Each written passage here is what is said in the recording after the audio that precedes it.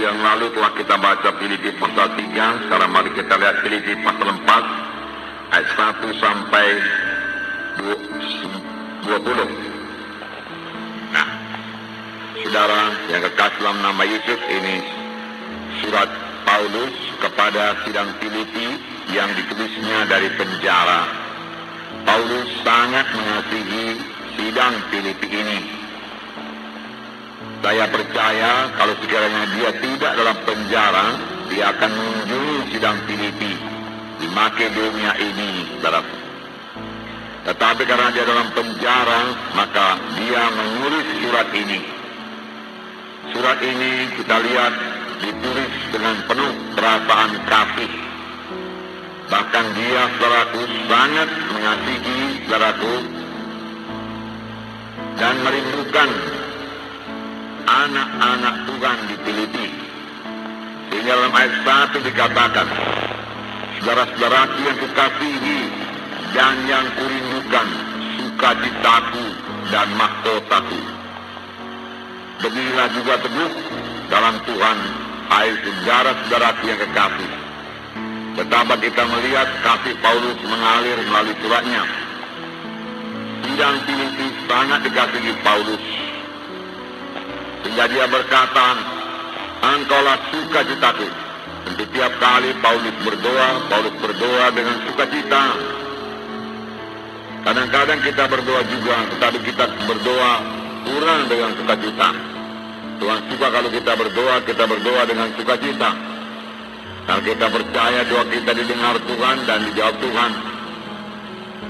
Paulus melihat, saudaraku, sidang Filipi ini akan bertumbuh dengan baik.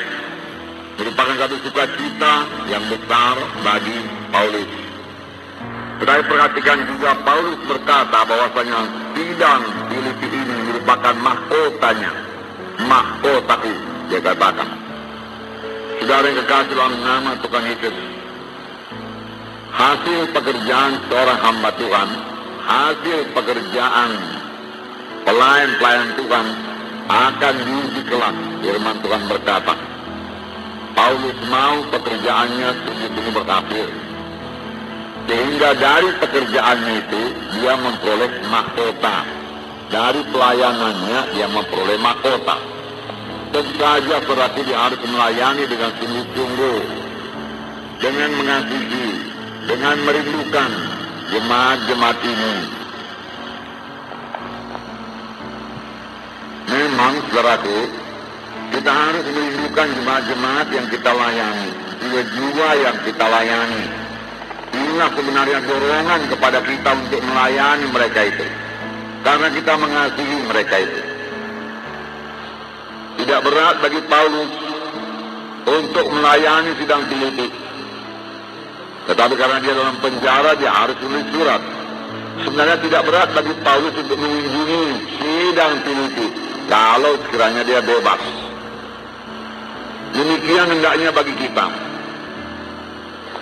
Kalau kita benar-benar mengasihi jiwa-jiwa dalam KKS kita, tidaklah berat bagi kita untuk mengunjungi jiwa-jiwa itu. Tidaklah berat bagi kita, saudaraku, untuk mengasihi mereka dan memberitakan jalan Tuhan kepada mereka, sehingga mereka semua bertumbuh dengan baik dalam Tuhan. Karena hasil pekerjaan saudara akan diuji kelak. Tuhan yang mengujinya. Paulus berkata, pada hari Tuhan, sidang Filipi inilah merupakan mahkotaku.